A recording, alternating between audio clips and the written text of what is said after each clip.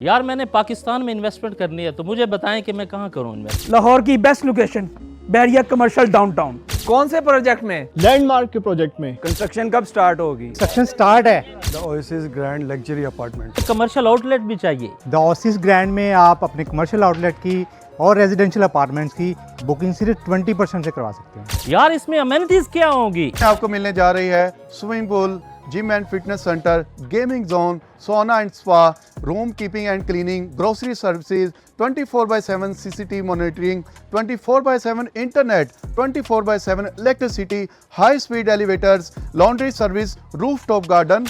20% booking amount, तो इसकी booking proceed कैसे की जाए? द ओएसिस ग्रैंड 14, जहां पर आप बुकिंग करवा सकते हैं असास प्रॉपर्टीज नीचे दिए गए नंबर पर, क्योंकि महफूज मुस्तकबिल की मजबूत एहसास है।